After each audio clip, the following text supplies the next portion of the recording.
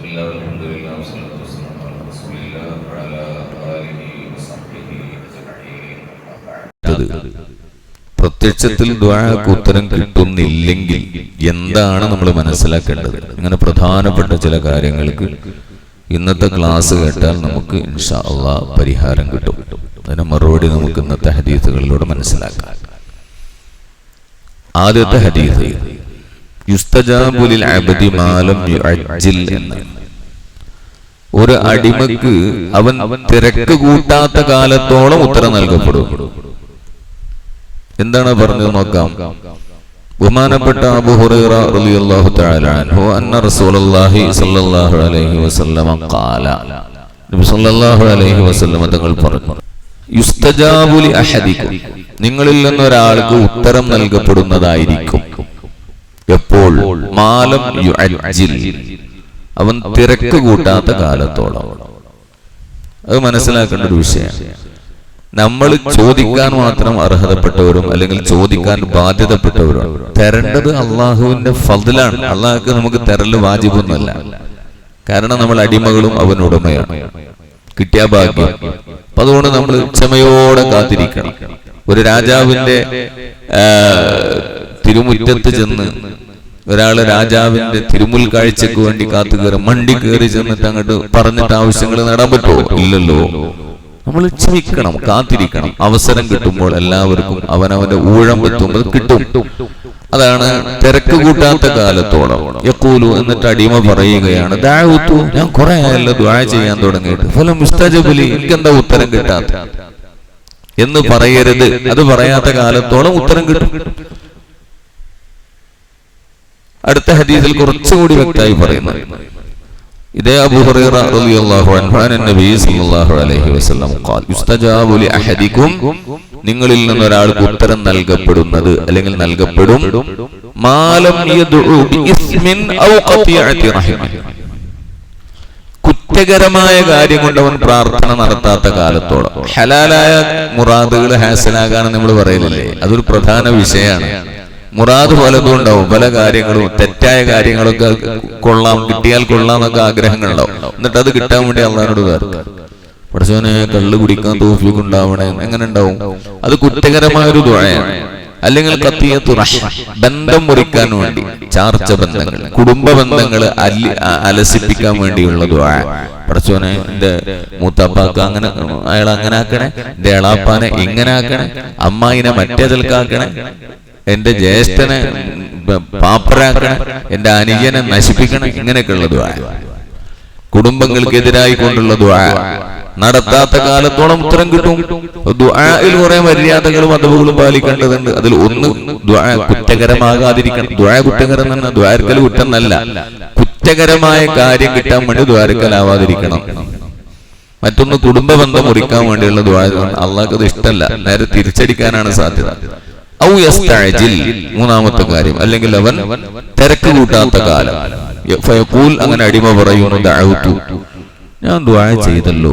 പലർക്കുള്ള പരാതിയാണ്, എത്ര ദുആരക്കാണ്, എന്താ നമ്മക്ക് മാത്രം ഉത്തരം കിട്ടാത്തത് എന്നുള്ള പരാതി. ഫലാ അറാ യസ്തജീബു ലി, എനിക്ക് ഉത്തരം കിട്ടുന്നതായിട്ട് കാണുന്നില്ലല്ലോ, എനിക്ക് അള്ളാഹു ഉത്തരം നൽകുന്നതായിട്ട് ഒരു വിവരവും ഇല്ലല്ലോ.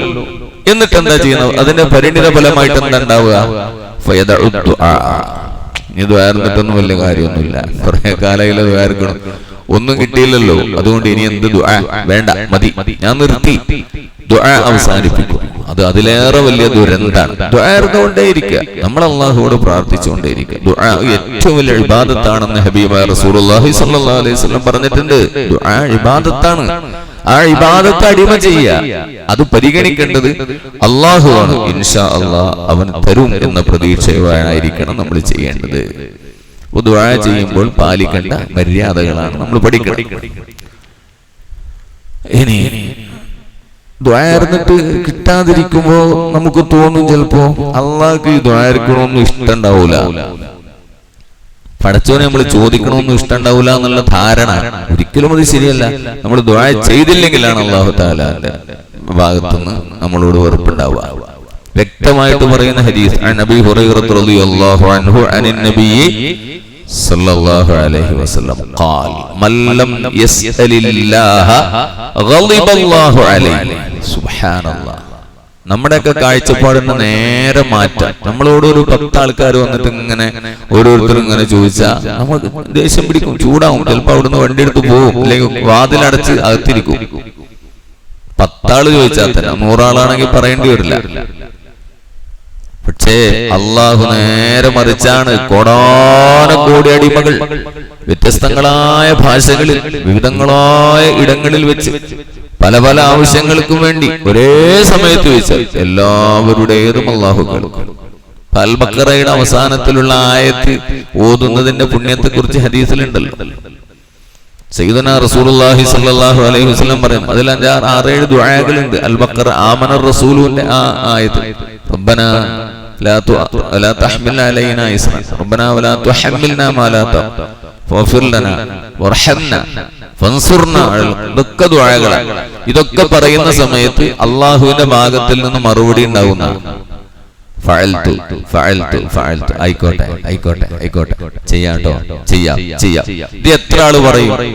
ഒരേ സമയത്ത് തന്നെ എത്ര ലക്ഷം ആളുകൾ പറയുന്നുണ്ടാവും. അതിനൊക്കെ മറുപടിയായിട്ട് അള്ളാഹു പറയുമെന്നാണ് ഹബീബായ റസൂലുള്ളാഹി സ്വല്ലല്ലാഹു അലൈഹി വസല്ലം. പ്രസോനെ സഹായിക്കണേ, പ്രസോനെ പുറത്തേറണേ, സാധിക്കാത്തൊന്നും ഭാരം ചുമത്തല്ലേ റബ്ബേ. മുൻകാലത്തുള്ള ആളുകൾക്ക് നീ കൊടുത്തപോലുള്ള പ്രയാസങ്ങളൊന്നും ഞങ്ങൾക്ക് തരല്ലേ പഠിച്ചോനെ. ഇങ്ങനെയുള്ള ദുആകൾ, ഒരുപാട് ദുആകളുടെ നല്ലൊരു ആയത്താണ്. 1-2 ആയത്തുകളാണ്. അത് രാത്രികളിലോ പകലിലോ ഒക്കെ നമുക്ക് പറ്റുമ്പോൾ സാധിക്കുന്നത് ഉറങ്ങണതിന് മുമ്പെങ്കിലും അത് ചൊല്ലിയിട്ട് വേണം നമ്മൾ കിടക്കാൻ. കാരണം അതിലെല്ലാം അടങ്ങിയിട്ടുണ്ട്. അത്രയും പുണ്യമാണ് ഹബീബ് നബി സല്ലല്ലാഹു അലൈഹി വസല്ലം തങ്ങൾ പതിവാക്കാൻ നമ്മളോട് പറഞ്ഞതാണ്. ആ ഓരോ ദുആ അതിൽ ഒന്നായിട്ടല്ല പറയണം, അതിൽ ഓരോ പദങ്ങൾ പറയും. ഫഗ്ഫിർ ലനാ ഫഅൽതു വർഹംനാ ഫഅൽതു. പൊറുക്കണേ, അനുഗ്രഹിക്കണേ, സഹായിക്കണേ എന്നൊക്കെ പറയുമ്പോഴൊക്കെ ചെയ്യാം എന്ന് അള്ളാഹു പറയുമെന്ന് സയ്യിദുനാ റസൂലുള്ളാഹി സ്വല്ലല്ലാഹു അലൈഹി വസല്ലം പറയുമ്പോൾ അള്ളാഹ്ക്ക് ദുആ എടുക്കണ ഇഷ്ടമല്ലേ അതിന്റെ അർത്ഥം. മല്ലം യസ്അലില്ലാഹ ഗളിബല്ലാഹു അലൈഹി. ആരെങ്കിലും അള്ളാഹുവോട് ചോദിച്ചില്ലെങ്കിൽ അവനോട് അള്ളാഹു കോപിക്കുന്നതാണ്, അള്ളാഹു ദേഷ്യം പിടിക്കുന്നതാണ്. നമ്മുടെയൊക്കെ കാഴ്ചപ്പാടിന് നേരെ മാറ്റം. കാരണം ഇത് റബ്ബാണ്, സർവജ്ഞനാണ്, സർവസമ്പന്നനാണ്, സർവശക്തനാണ്. അങ്ങനെ ഒന്നും പ്രശ്നമല്ല. ചോദിച്ചില്ലെങ്കിലാണ് പ്രശ്നം. കാരണം ചോദിക്കുക എന്നുള്ളത് അള്ളാഹ്ക്ക് ഇഷ്ടമുള്ള കാരണം എന്ന് വെച്ചാൽ അടിമകൾക്ക് ചോദിക്കാൻ കഴിയും. ചോദിക്കാതിരിക്കുന്നവൻ ഉടമയുടെ നിലവാരത്തിൽ ഉയരാണ്. എല്ലാവരും എന്നോട് ചോദിക്കണം, ഞാൻ ആരോട് ചോദിക്കൂല. അത് അഹങ്കാരമാണ്. അതിന് അർഹത അള്ളാഹ്ക്ക് മാത്രമേ ഉള്ളൂ. നമ്മളൊക്കെ താഴ്ന്ന് നിന്ന് കൊടുക്കുകയാണ് വേണ്ടത്. അതാണ് ദുആന്റെ പിന്നിലുള്ള ഏറ്റവും വലിയ തത്വം. അടിമത്വം സ്ഥിരപ്പെടുത്തുന്ന ഏറ്റവും നല്ല ഇബാദത്താണ് ദുആ. അത് അള്ളാഹുവിന് വലിയ ഇഷ്ടമാണ്. പിന്നെ ദുആ എടുക്കുമ്പോൾ ശ്രദ്ധിക്കേണ്ട മറ്റൊരു കാര്യം, അനസ് ഇബ്നു മാലിക് റളിയല്ലാഹു തആല അന്നഹു ഖാൽ ഖാല റസൂലുള്ളാഹി സ്വല്ലല്ലാഹു അലൈഹി വസല്ലം ഇദാ ദഅഉതുമുല്ലാഹ, നിങ്ങൾ അല്ലാഹുവോട് ദുആ ചെയ്യുമ്പോൾ, ദുആ ചെയ്യുകയാണെങ്കിൽ ഫഅസിമു ഫി ദുആ, ദുആയിൽ നിങ്ങൾ ഒരു അസ്മ വേണം, ഒരു ഉറപ്പ് കിട്ടണം എന്ന ഒരു ധാരണ വേണം. അത് വേണമെങ്കിൽ തന്നോ, അനക്കിഷ്ടാണെങ്കിൽ കൊണ്ടാ, കിട്ടിയാ കൊള്ളാം എന്ന കാഴ്ചപ്പാടിൽ ആകരുത്. കിട്ടണം, അത് കിട്ടും എന്ന ഒരു മനക്കരുത്തോടുകൂടി ഉറപ്പോടുകൂടി ആയിരിക്കണം ചോദിക്കേണ്ടതെന്ന് ഹബീബായ റസൂലുള്ളാഹി സ്വല്ലല്ലാഹു അലൈഹി. തുടർന്ന് പറയുന്നു, വലാ യഖൂലന്ന അഹദുക്കും, ഒരിക്കലും നിങ്ങൾ ആരും പറഞ്ഞു പോകരുത് ദുആ എടുക്കുമ്പോൾ ഇൻശിഅത ഫഅത, നീ വിചാരിക്കുകയാണെങ്കിൽ, എനിക്കിഷ്ടാണെങ്കിൽ തന്നോളാം, അല്ലെ നീ വിചാരിക്കുകയാണെങ്കിൽ കൊണ്ട, നിനക്ക് താല്പര്യം ഉണ്ടെങ്കിൽ, അള്ളാഹ്ക്ക് താല്പര്യം ഉണ്ടെങ്കിൽ തരിക. നമ്മളെ താല്പര്യമല്ല ഇവന് കൊടുക്കൽ, അള്ളാഹിന്റെ താല്പര്യമായി മാറും. അങ്ങനല്ല, എനിക്കതിൽ താല്പര്യമുണ്ട് റബ്ബേ നിന്റെ അനുഗ്രഹം കിട്ടാൻ എന്ന ആ ഒരു ഉറപ്പോടെ, ആ ഒരു പ്രതീക്ഷയോടെ ആയിരിക്കണം ഓരോരുത്തരും ദുആ ചെയ്യേണ്ടതെന്ന് ഹബീബായ റസൂലുള്ളാഹി സ്വല്ലല്ലാഹു അലൈഹി വസല്ലം തങ്ങൾ പറയുന്നു. പിന്നെ നമ്മള് ഈ ഹത്താതൊക്കെ പൊതുവെ നമ്മൾ അവഗണിക്കാറാണല്ലോ പതിവ്. അത് മൂല്യന്മാരുട്ടിയാള് അല്ലെങ്കിൽ ഒഴിവുള്ള 4 വയസ്സന്മാരാരെങ്കിലും ഒക്കെ ചെല്ലിക്കോട്ടെ എന്നാണ് പൊതുവെ ധാരണ. അത് എല്ലാ പള്ളികളിലും, ഇവിടെ നിന്ന് മാത്രമല്ല, ഇവിടെ റമളാനൊക്കെ കുറച്ച് ആൾക്കാർ തറാവീന് മുമ്പ് വന്ന് സമുസ്താദ് ഹദ്ദാദ് എല്ലുമയിൽ അങ്ങനെ കൂടും. അതും ഞാൻ ശ്രദ്ധിക്കാറുണ്ട്, കുറച്ച് ആൾക്കാർ മാത്രം. ബാക്കിയുള്ളവരൊക്കെ നിസ്കാരം തുടങ്ങിയിട്ടോ അല്ലെങ്കിൽ തീരാനാവുമ്പോഴൊക്കെയാണ് എത്തിപ്പെടുക. എന്നാൽ അതിലുള്ള ദിക്റുകളൊക്കെ അത് മൂല്യന്മാരുണ്ടാക്കിയതാണ് എന്നുള്ളൊരു ധാരണ പൊതുവെ. അത് ഉണ്ടാക്കിയത് മുബ്തദിഈങ്ങളാണ്, പുതിയ ചിന്താഗതിക്കാരാണ്. ഇതൊക്കെ ബാത്തിലാക്കുന്ന ആൾക്കാർ. അപ്പൊ അവരതൊക്കെ നിരുത്സാഹപ്പെടുത്തും. ഏതെങ്കിലും 4 ആൾ വല്ല ഖൈറും ചെയ്യുകയാണെങ്കിൽ അത് മുടക്കാൻ നോക്കല്ലാതെ ഖൈറ് ചെയ്യിപ്പിക്കാൻ ആൾക്കാരുണ്ടാവില്ല. ഈ ഹദ്ദാദിലൊക്കെ ഉള്ള സകല ദിക്റുകളും ഹദീസിൽ വാരിദായതാണ്. ഒക്കെ ഹദീസിലുള്ളത് ഒരു മഹാൻ കോർത്തിണക്കിയെന്ന് മാത്രം. അതിനൊരു തെളിവാണ് ഞാൻ ഈ പറയാൻ പോകുന്ന ഹദീസ്. നിങ്ങൾ കേട്ടു നോക്കൂ. ഉസ്മാൻ ഇബ്നു അഫ്ഫാൻ റളിയല്ലാഹു തആല അൻഹു അന്നഹു ഖാല സമിഅതു നബിയ്യ സല്ലല്ലാഹു അലൈഹി വസല്ലം യഖൂൽ മൻ ഖാല, ആരെങ്കിലും പറഞ്ഞാൽ, സബാഹ കുല്ലി യൗമിൻ, ഓരോ ദിവസത്തിന്റെ പ്രഭാതത്തിലും, വമസാ കുല്ലി ലൈലത്തിൻ, ഓരോ രാത്രിയുടെ തുടക്കത്തിലും, അല്ലെങ്കിൽ പ്രഭാതത്തിലും പ്രദോഷത്തിലും, രാവിലെയും വൈകുന്നേരവും എന്നൊക്കെ അർത്ഥം വെക്കാം. സലാസൻ സലാസൻ, കണ്ടോ, 3 വട്ടം 3 തവണ ഒരാൾ പറയും. എന്താ പറയുന്നത്? ബിസ്മില്ലാഹില്ലദി ലാ യദുറു മഅ ഇസ്മിഹി ശൈഉൻ ഫിൽ അർളി വലാ ഫിസ് സമാഇ വഹുവസ് സമീഉൽ അലീം. ഈ ദിക്ർ 3 വട്ടം ചൊല്ലണം. അതന്നല്ലേ ഇവിടെ ചൊല്ലാറുള്ളത്. ഇശാഇന്റെ മുമ്പ് ഇവിടെ ഫാത്തിഹ വിളിക്കും, എന്നിട്ട് ആയതുൽ കുർസിയും അതൊക്കെ ചൊല്ലും. എന്നിട്ട് ഈ പറയപ്പെട്ട ദിക്റുകൾ 3 വട്ടം ചൊല്ലും. ചിലത് 7 വട്ടം ചൊല്ലേണ്ടതുണ്ട്, ചിലത് 50 വട്ടം തഹ്ലീലൊക്കെ ചൊല്ലും. അതിനൊക്കെ അതിൻ്റെതായ തെളിവുകളുണ്ട്. അതിനൊക്കെ ഗുണം എത്രയെന്ന് അറിയാങ്ങള്? ഈ 4 മുതഅല്ലിമീങ്ങളെങ്കിലും ചെയ്യണോണ്ട് ആ നാട്ടുകാർക്ക് മൊത്തം ഇതിന് ഗുണം കിട്ടും. അതും നമ്മൾ മനസ്സിലാക്കണം. കുറച്ച് ആളുകളെങ്കിലും ചെയ്യുമ്പോൾ അതിന്റെ ആ പ്രകാശം, അതിന്റെ ആ പ്രതിഫലം, അതല്ലെങ്കിൽ അതിന്റെ ആ പ്രതിഫലനം അതെല്ലാവർക്കും കിട്ടുമല്ലോ. അതുകൊണ്ട് ഈ ദർസുകൊണ്ടൊക്കെ ഉള്ള വലിയ ഭാഗ്യതാണ്. നാട്ടുകാർക്ക് മൊത്തം സലാമത്ത് കിട്ടുകയാണ്. ബിസ്മില്ലാഹില്ലദീ ലാ യദുറു മഅ ഇസ്മിഹി ശൈഉൻ ഫിൽ അർളി വലാ ഫിസ് സമാഇ വഹുവസ് സമീഉൽ അലീം. ലം യദുറഹു ശൈഉൻ. ഇത് രാവിലെയും വൈകുന്നേരം ഒരു 3 വട്ടം ചൊല്ലിയാൽ ഒരു ഇടങ്ങേറും ആ വ്യക്തിക്ക് ഉണ്ടാവില്ല. ലം യദുറഹു ശൈഉൻ, ഒരു വസ്തുവും അയാൾ ഇടങ്ങേറാക്കൂല. മനുഷ്യനെന്നോ മറ്റെന്നോ ജീവികളെന്നോ ഇനി വേറെ ബാത്തിനിയോ ലാഹിരിയോ ജിന്നെന്നോ ഇൻസെന്നോ വ്യത്യാസമല്ല. ഒരാൾക്കും ഈ വ്യക്തിയെ ശല്യപ്പെടുത്താൻ കഴിയില്ല, ദ്രോഹിക്കാൻ കഴിയില്ല, ബുദ്ധിമുട്ടിക്കാൻ കഴിയൂല. ഇത് 3 വട്ടം പറയണമെന്ന് മാത്രം. ആ 7 പോക്കറ്റിൽ ഇട്ട് നടന്നുകൊണ്ടായില്ലല്ലോ. ബിസ്മില്ലാ, അല്ലാഹുവിന്റെ നാമം കൊണ്ട്. അല്ലദീ, എങ്ങനെയുള്ള അല്ലാഹു, ലാ യദുറു മഅ ഇസ്മിഹി ശൈഉൻ, അല്ലാഹുവിന്റെ നാമത്തോടുകൂടി, അല്ലാഹുവിന്റെ നാമത്തിന്റെ ബർക്കത്ത് കൊണ്ട് ഒരു ശൈഉം അയാളെ ഇടങ്ങേറാക്കൂല, ബുദ്ധിമുട്ടിക്കൂല. ഫിൽ അർളി, ഭൂമിയിലോ, വലാ ഫിസ് സമാ, ആകാശം. അല്ലാഹുവിന്റെ നാമം എന്ന് പറഞ്ഞാൽ അതുകൊണ്ട് ഏത് നാമം ആകാം. ഇസ്മുൽ അഅ്ലം അടക്കം പെടും അതിൽ. അല്ലാഹുവിന്റെ പരിശുദ്ധ നാമത്തിന്റെ ബർക്കത്ത് കൊണ്ട് ഭൂമിയിലോ ആകാശത്തിലോ ഒരാൾ ഈ വ്യക്തിയെ ബുദ്ധിമുട്ടിക്കാൻ കഴിയില്ല. വഹുവസ് സമീഉൽ അലീം, അല്ലാഹു എല്ലാം കേൾക്കുന്നവനും എല്ലാം അറിയുന്നവനുമാകും. ഒരിടങ്ങേറുണ്ടാവില്ല. പക്ഷെ ആ ഈമാൻ നമുക്ക് ഉണ്ടാവണം. ചൊല്ലി നോക്കുക, കിട്ടിയെങ്കിൽ കിട്ടി. ഇതാണല്ലോ പ്രശ്നം. എല്ലാത്തിനും അതിൻ്റെതായ ഫലം കിട്ടാത്തതിന് കാരണം ഇതേ ദിക്ർ ചൊല്ലിയിട്ട് അത്ഭുതകരമായ കാര്യങ്ങൾ ലോകത്ത് കാഴ്ചവെച്ച മഹാന്മാരുണ്ട്. ഒരു ഉദാഹരണത്തിന് ബഹുമാനപ്പെട്ട സയ്യിദുന ഖാലിദ് ഇബ്നുൽ വലീദ് റളിയല്ലാഹു തആല. ഖാലിദ് ഇബ്നുൽ ഇസ്ലാമിലെ സർവ്വസൈന്യാധിപനായിരുന്നു. വലിയ മഹാനാണ് റളിയല്ലാഹു. ബഹുമാനപ്പെട്ടവർക്ക് ഒരു തവണ വിഷം കുടിക്കേണ്ടതായി വന്നു. അങ്ങനത്തെ പരീക്ഷണമൊക്കെ ഉണ്ടാവില്ലോ. ശത്രു വിഷം കൊടുക്കുകയാണെങ്കിലോ, അല്ലെങ്കിൽ ശത്രുവിന്റെ മുന്നിൽ ഇസ്ലാമിന്റെ ഇസ്സത്ത് കാണിക്കേണ്ടി വരികയാണെങ്കിലോ, ബഹുമാനപ്പെട്ട ഒരു പാത്രം നിറയെ വിഷം മോന്തി അങ്ങോട്ട് കുടിച്ചു. അത് കുടിക്കുന്നതിന് മുമ്പ് ചെല്ലിയ വരി എന്താണെന്നറിയോ? ബിസ്മില്ലാഹില്ലദീ ലാ യദുറു മഅ ഇസ്മിഹി ശൈഉൻ ഫിൽ അർളി വലാ ഫിസ് സമാഇ വഹുവസ് സമീഉൽ അലീം. അങ്ങോട്ട് കുടിച്ചു. ഒരു ചെറിയൊരു ക്ഷീണം പോലും ഉണ്ടായില്ല. ലം യദുറഹു ശൈഉൻ, ഒരു ബുദ്ധിമുട്ടുണ്ടാവില്ല. ആ ഈമാനോടെ അവർ ചെയ്തു, അതിന് ഗുണം അവർ അനുഭവിച്ചു. ഇതാ. അപ്പൊ എല്ലാത്തിനും അതിൻ്റെതായ കാര്യങ്ങളുണ്ട്. അതിൽ നിന്നൊക്കെ സമൂഹം അകന്നു പോകുന്നു എന്നത് മാത്രമാണ് സങ്കടകരമായ കാര്യം. ഇനി 2 പ്രാർത്ഥനകൾ ഒരിക്കലും തള്ളപ്പെടില്ല, ഒരിക്കലും തള്ളപ്പെടില്ല.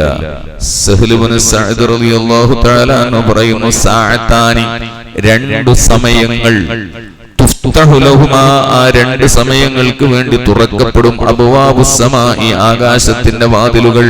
ആകാശത്തിന്റെ 7 ആകാശത്തിനെയും വാതിൽ തുറന്ന നേരെ അർശിലേക്കാണ്. ദുആഇന്റെ ഖബൂലിന്റെ മഖാമാണ്. അവിടേക്കാണ് പൊന്തുകയാണ് ദുആ. എല്ലാ ആകാശത്തിന്റെ മുഴുവൻ വാതിലും ഈ 2 പ്രാർത്ഥനയ്ക്ക് വേണ്ടി തുറക്കപ്പെടും. അതായത് സ്വീകരിക്കപ്പെടുമെന്നർത്ഥം.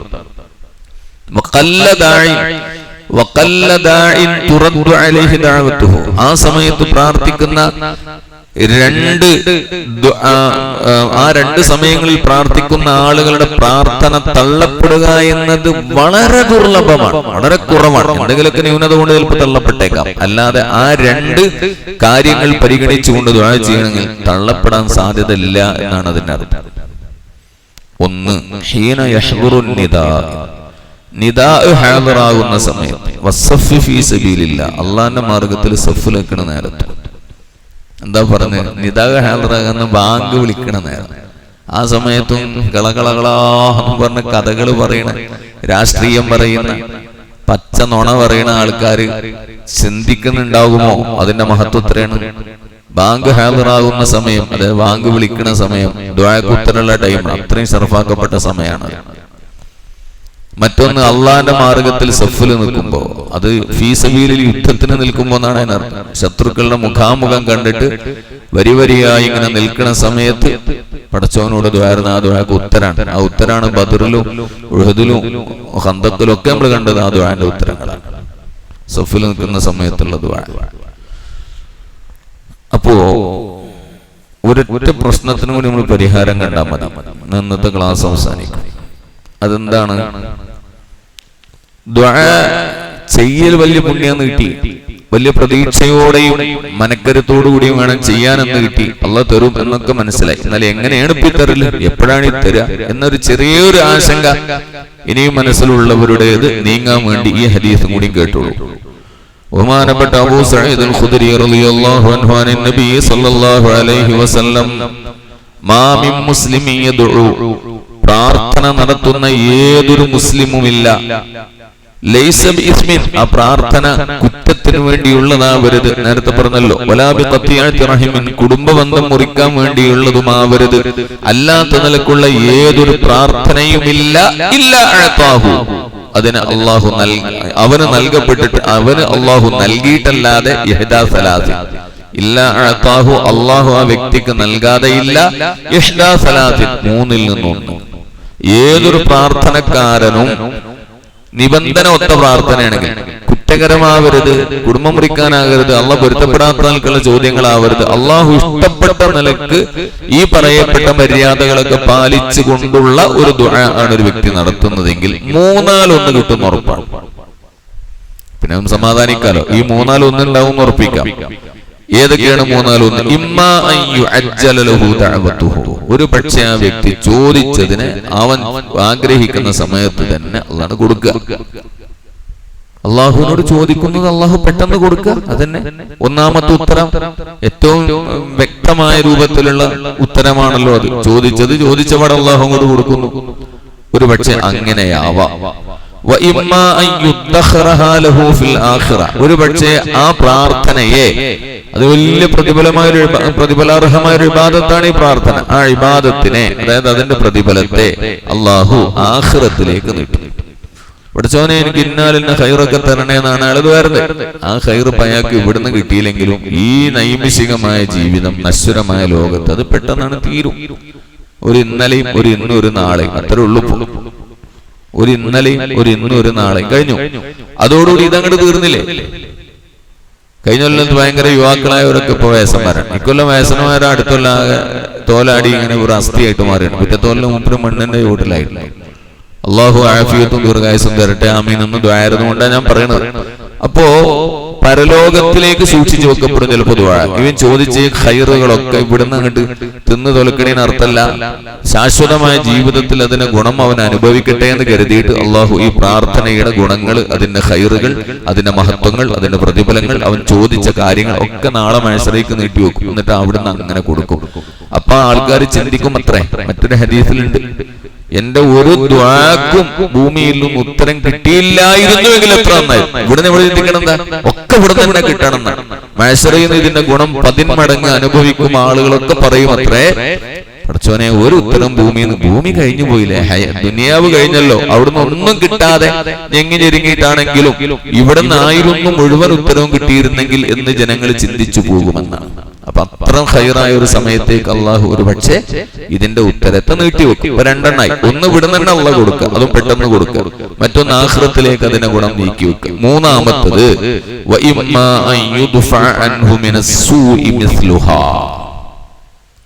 അവൻ ഏതൊരു ഗുണമാണോ ചോദിച്ചത് തത്തുല്യമായൊരു ഗുണക്കേടിനെ അയാളിൽ നിന്ന് തട്ടിക്കളയുക. ഗുണം കുറെ കിട്ടുന്നു, അപ്പുറത്ത് കുറെ ഗുണക്കേടുണ്ട്. കുറെ സന്തോഷം, അപ്പുറത്ത് കുറെ ദുഃഖമുണ്ട്. അതിനർത്ഥമല്ലല്ലോ. അപ്പൊ അവൻ ചോദിച്ച ഗുണം അല്ലെങ്കിൽ സന്തോഷം അതിന് മറുപടിയായിട്ട് അള്ളാഹു കൊടുക്കുന്നത് എന്തോ ഒരു വലിയ ഷർറ് അവന് വരാനുണ്ടായിരുന്നു, എന്തോ വലിയൊരു ആപത്ത് അവന് ഭവിക്കാനുണ്ടായിരുന്നു. അള്ളാഹു അതങ്ങട്ട് വേണ്ടാന്ന് വെച്ചു. നമ്മൾ അറിയണുണ്ടോ ഉത്തരം കിട്ടിയത്? അതാണ് റബ്ബ് പരിഗണിക്കാതിരിക്കില്ല. ദ്വാരക്കണ്ട മാതിരി മനസ്സറിഞ്ഞത് വരണ ഉത്തരം കിട്ടാതിരിക്കൂല. വലിയൊരു ഷെറിനാണ് കഴിച്ചിലാകുക. അങ്ങനെ ഒരു ഷെറ് വരുന്നു എന്നും നമ്മൾ അറിഞ്ഞിട്ടുണ്ടാവൂല. ആ ഷെറിന് അള്ളാഹു തട്ടി നീക്കുമെന്ന് നമ്മൾ അറിഞ്ഞിട്ടുണ്ടാവില്ല. ഒരു പക്ഷെ അങ്ങനെ ആവാം. അല്ലെങ്കിൽ നമുക്കറിയാം നമ്മൾ വലിയൊരു പ്രയാസത്തിലാണ്, വലിയൊരു പ്രതിസന്ധിയിലാണ് നമ്മൾ അനുഭവിച്ചുകൊണ്ടിരിക്കുക. പക്ഷെ നമ്മൾ വേറൊരു ഖൈറിന് വേണ്ടി അള്ളാഹിനോട് ദ്വാരുന്നത്. പക്ഷെ അള്ളാഹ്ക്ക് അറിയാലോ ആ ഖൈർ അവന് കിട്ടണില്ല അറിയുന്നത് ഈ ഷെറ് അങ്ങോട്ട് തട്ടിക്കൊടുക്കലാണെന്ന്. അങ്ങനെ ആ സൂഇനെ, തിന്മയെ, ആ പ്രയാസത്തെ നീക്കം ചെയ്തിട്ട് അല്ലാഹു തആല അവന് ഉത്തരം നൽകുമെന്ന് ഹബീബായ റസൂലുള്ളാഹി സ്വല്ലല്ലാഹു അലൈഹി വസല്ലം പറഞ്ഞപ്പോ അബൂ സഈദുൽ ഖുദ്രി റളിയല്ലാഹു തആല അൻഹു ചോദിച്ചു, അങ്ങനെയാണെങ്കിൽ ഇപ്പോ ഇദനി യക്സുർ, സംഗതി കുറെ കൂടുമല്ലോ എന്ന്. സംഗതി കുറെ കൂടുമല്ലോ, വർദ്ധിക്കുമല്ലോ, അധികമാകുമല്ലോ. ഇങ്ങനെ എന്തെങ്കിലുമൊക്കെ കിട്ടുക എന്നാലും ഇപ്പോ എല്ലാവർക്കും കൊടുക്കേണ്ടി വരുമല്ലോ. എങ്ങനെ ചോദിക്കണോലും കൂടും, കൊടുക്കണതും കൂടും. ഏതെങ്കിലും ഒന്നും കൊടുക്കാതെക്കാൻ പറ്റൂലല്ലോ. അപ്പൊ അള്ളാഹ്ക്ക് നല്ലോണം കൊടുക്കേണ്ടി വരുമല്ലോ. ഹബീബായ റസൂലുള്ളാഹി സ്വല്ലല്ലാഹു അലൈഹി വസല്ലം ഉടനടി മറുപടി പറഞ്ഞു, ഇങ്ങനെയാണെങ്കിൽ നല്ലോണം ഉണ്ടാവുമല്ലോ എന്ന് മൂപ്പര് പറഞ്ഞപ്പോഴേക്ക് റസൂലുള്ളാഹി സ്വല്ലല്ലാഹു അലൈഹി വസല്ലം അല്ലാഹു അക്ബർ, എടോ അതിലേറെ വലുതുള്ളവനാണ് അള്ളാഹ്, അതിലേറെ അധികമുള്ളവനാണ് അള്ളാഹു. എല്ലാവരുടെ ആവശ്യതാനുസരണം കൊടുത്താലും ഈ പറയപ്പെട്ട 3 നിലക്ക് കൊടുത്താലും അള്ളാഹിന്റെ അടുത്ത് കുറവൊന്നും വരൂലട്ടോ. അതുകൊണ്ട് ധൈര്യത്തിൽ ചോദിച്ചോളീ റസൂലുള്ളാഹി സ്വല്ലല്ലാഹു അലൈഹി വസല്ലം. وآخر دعوانا أن الحمد لله رب العالمين. صلى الله على محمد صلى الله عليه وسلم.